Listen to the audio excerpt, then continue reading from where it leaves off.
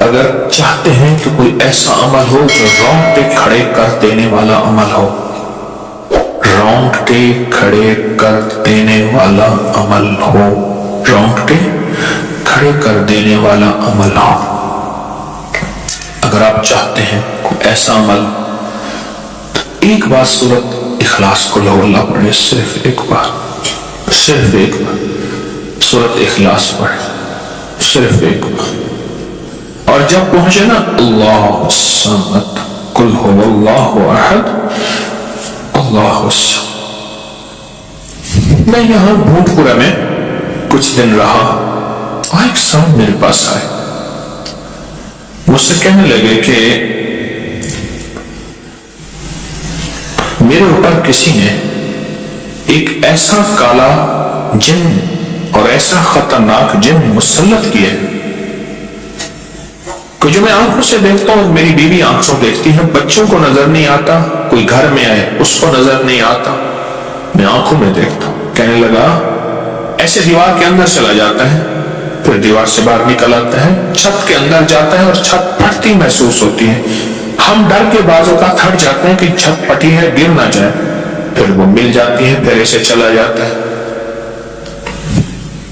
وہ کالا جن ایسے چلا جاتا ہے، ایسے آ جاتا ہے. کہا کہ اسے کسی نے ہمارے اوپر مسلط کیا. ان کے کچھ مسائل تھے، کوئی آپس میں مسلط کیے، اور کہا کہ وہ جن ایسا ہے ہمیں عبادت نہیں کرنے دیتا، تسبیح نہیں کرنے دیتا، وظیفے نہیں کرنے دیتا، اعمال نہیں کرنے دیتا، ہمارا منہ بند کرتا ہے. مجھے آج بھی اس بندے کے الفاظ یاد ہیں. 2 اس کے ساتھ بوڑھی خواتین تھی، ایک بہن تھی، ایک بیوی تھی، بیچارہ حالات کا ستایا مارا ہوا، کچھ 60 65 کے 70 کے قریب اس کی عمر تھی. کہنے لگا کہ جب میں قل هو اللہ پڑھتا ہوں تو اس کی گرفت ڈھیلی پڑ جاتی ہے، اور جب میں پڑھتا ہوں نا اللہ الصمد، تو کہا کہ اللہ الصمد پڑھتے ہی وہ ایک دم دور ہو جاتا ہے، ایسے جیسے کسی چیز کو کوئی دھکا دے اور وہ چیز دھکے سے ایک دم دور ہو جائے. اللہ الصمد، ایک دم وہ دھکے سے ایک دم کوئی دور ہو جائے. کہا کہ ایسے ہی ہوتا ہے اللہ الصمد. اور کہا کہ بس یہی وظیفہ جو ہے، کہا کہ مجھے مفید ہوا ہے، موافق ہوا ہے یہی وظیفہ.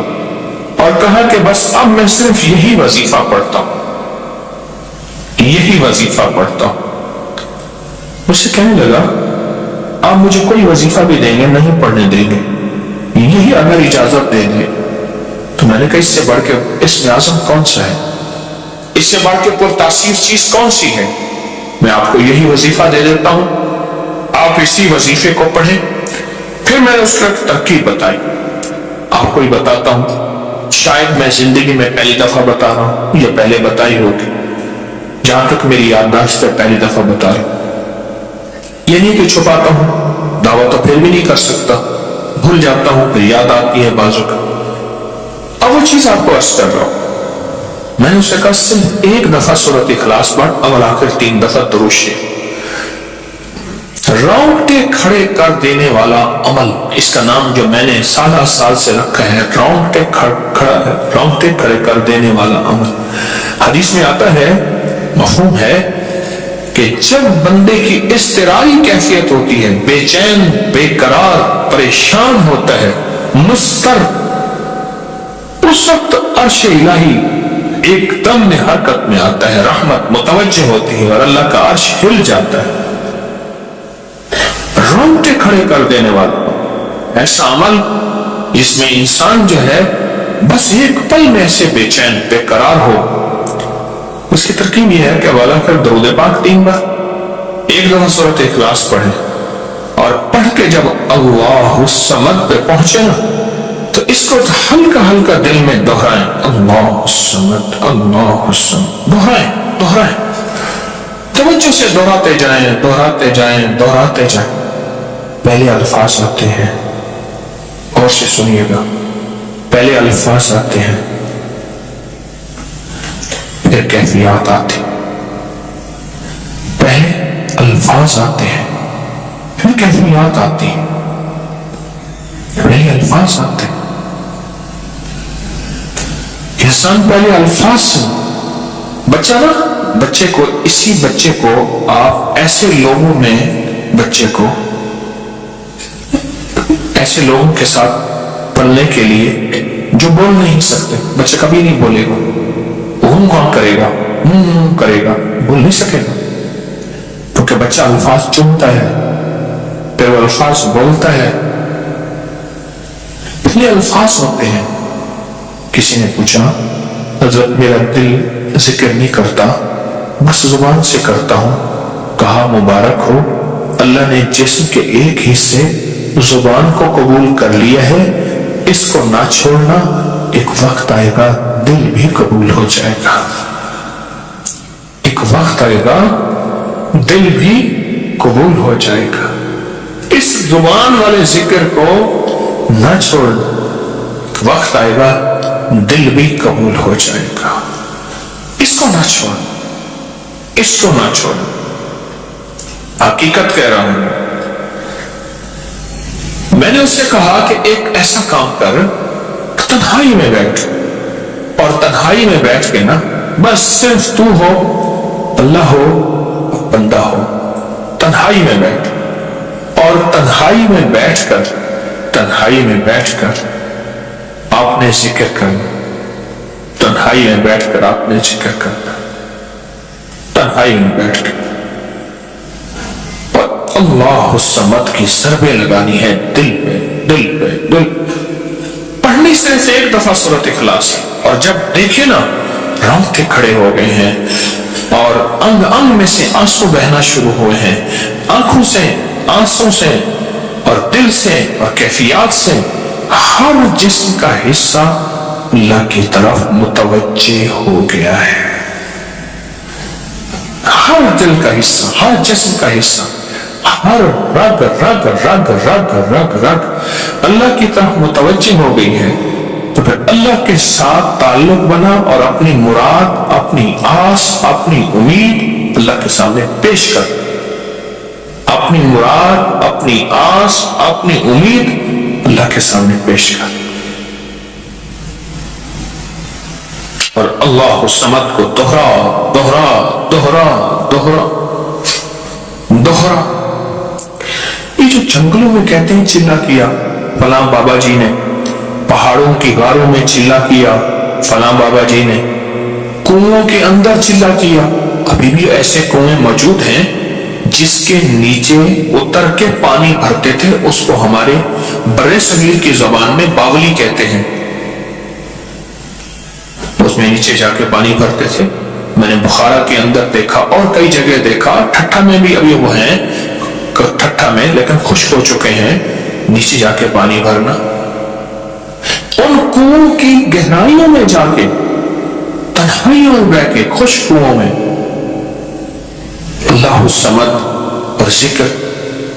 اس کی وجہ اندر تنہائیوں میں. یا پھر کیا کیا؟ کہا کہ روئی کو تھوڑا سا گیلا کر اور پیسی ہوئی کالی مرچیں اس میں ملا اور کانوں میں ڈال کہ کوئی آواز کانوں تک نہ پہنچے. میری اماں رحمت اللہ علیہ کے پاس طوطا تھا، تو اس طوطے کو کلمہ پڑھاتی تھی. رات کو پڑھا کے نا اس کی کانوں پہ موم لگا دیتی تھی. میں نے خود دیکھا، کانوں پہ موم لگا دیتی تھی کہ ساری رات اس کے کانوں میں اور کوئی آواز نہ جائے. جاگ رہے اور کوئی آواز نہ جائے. اچھا ایسا کرتے رہے. میں نے خود دیکھا کچھ عرصے کے بعد اس نے کلمہ پڑھنا شروع کر دیا. ایسے ہی ہم اگر مشق کریں، جانور کی مشق ہو جائے تو اس کو کلمہ زبان پہ آ جاتا ہے. اگر ہم کبھی بھی کسی جنگل ویرانے میں، کبھی گھر کی تنہائیوں میں، کبھی کہیں بھی ایک دفعہ سورۃ قل ہو اللہ پڑھے اور ایک دفعہ سورۃ اخلاص پڑھے، اور اور ایک دفعہ سورۃ اخلاص پڑھیں لیکن اللہ الصمد کو بہت زیادہ دوہرا. اصل میں اللہ میں نقطہ نہیں، صمد میں نقطہ نہیں. یہ حروف صمامت ہیں، یہ بے نقطہ حروف ہیں، اور ان بے نقطہ حروف میں بہت طاقت بھی ہے، بہت تاثیر بھی ہے، بہت کمال بھی ہے. اللہم اغفر لی ولوالدی وللمؤمنین والمؤمنات والمسلمین والمسلمات. آپ اس وظیفے کو اٹھائیں، اس میں ذرا چنیں کہ بے نقطہ حروف کتنے ہیں. آپ کو حیرت ہوگی، اور آپ کو حیرت ہوگی کہ اچھا یہ کیا ہے. جو طبیب کامل ہو جاتا ہے، یاد رکھیے گا، جو حکیم مستقر ہو جاتا ہے، جو ڈاکٹر پختہ ہو جاتا ہے، وہ کسی کا نسخہ دیکھتے ہی نا ایک پل میں دوائیں دیکھتا ہے اور دوائیں پڑھتا ہے، کہتا ہے بس اس میں تھوڑی سی تبدیلی کر دیں باقی ٹھیک ہے، یا کہتے ہیں نہیں تبدیل نہ کریں یہی ٹھیک ہے. اسے پتا ہے یہ اس جسم کے مطابق، اس بیماری کے مطابق یہ عین صحت ہے، عین تندرستی ہے. اسی طرح جو وظائف کی دنیا کا بندہ ہوتا ہے اور اس کو وظائف کی دنیا میں پختگی مل جائے تو وہ بھی ایک پل میں وظیفے کے اندر کی طاقت دیکھتا ہے کہ اس میں حروف عطشی کتنے ہیں، خاکی کتنے ہیں، آبی کتنے ہیں، بادی کتنے ہیں، صمامت کتنے ہیں، قمری کتنے ہیں، شمسی کتنے ہیں، اور اس کے اندر وہ حروف کتنے ہیں جو نوری ہیں، وہ کتنے ہیں. ایک پل کے اندر اس سے وظیفے کی طاقت اور تاثیر، اور ایک پل کے اندر اس کے کمالات اس کے اندر کھل جاتے ہیں. اندیکھا جہان ہے، لاہوت ملکوت کا جہان ہے. ایک صحابی حضرت معاذ بن جبل رحمۃ اللہ رضی اللہ تعالیٰ عنہ، وہ فرماتے ہیں کہ زندگی محدود ہے، علم لا محدود ہے.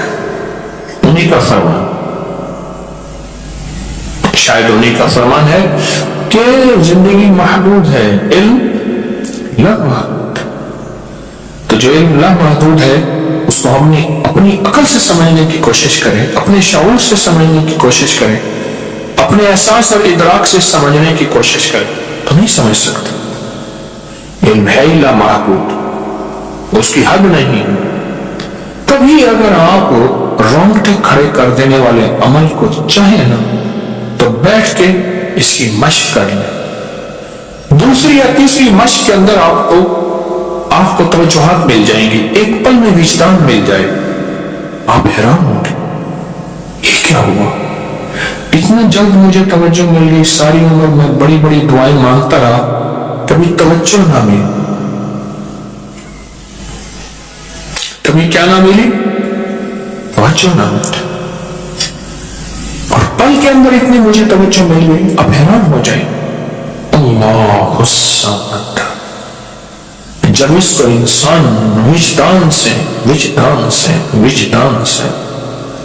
اور پورے درد سے اور پورے غم سے اور پورے درد سے بندہ اس کو دہراتا ہے، اس کے اندر جتنے بھی حروف ہیں وہ سارے